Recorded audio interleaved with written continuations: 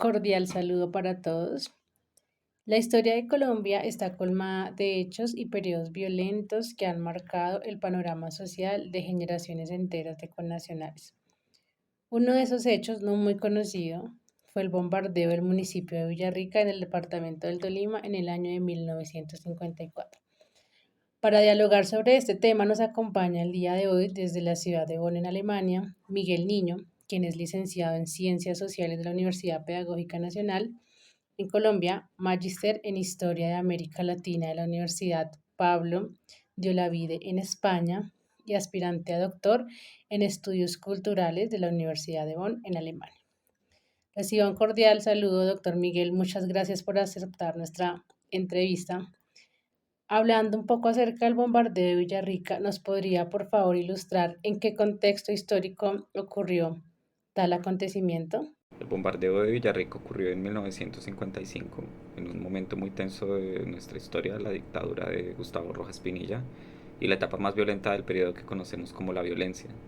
En ese entonces el Estado buscaba eliminar los últimos focos de resistencia liberal y campesina que se había mantenido desde finales de los años 40.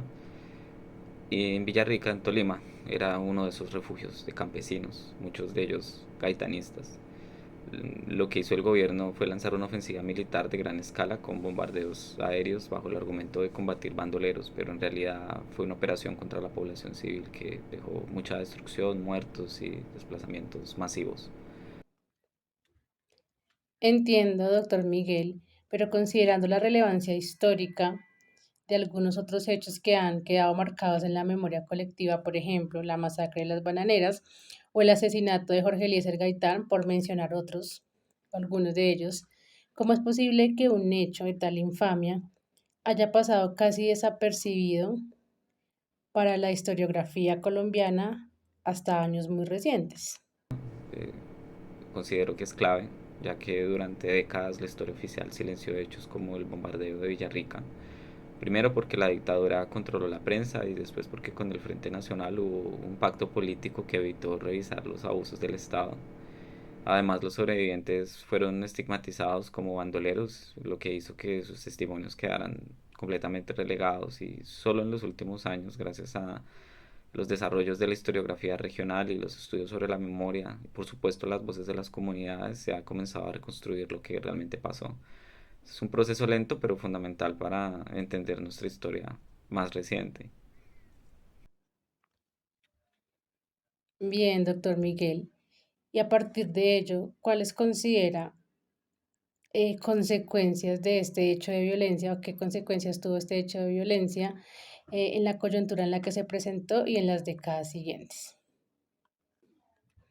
Las consecuencias fueron muy profundas. En el corto plazo significó el desplazamiento forzado, como mencioné previamente, de miles de personas hacia regiones como el Meta, el Huila, el Caquetá.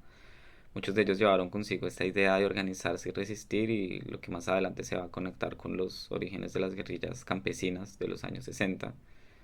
En el largo plazo, Villarrica se convirtió en un símbolo de olvido, pero también un ejemplo de cómo la violencia estatal marcó a comunidades enteras. Recordarlo no es solo mirar el pasado, sino por supuesto reconocer las víctimas, cuestionar estas narrativas oficiales que durante tanto tiempo han silenciado sus historias. Y hablar de este tema es una forma de memoria, pero también de pensar qué tipo de país queremos construir para garantizar que algo así no vuelva a repetirse.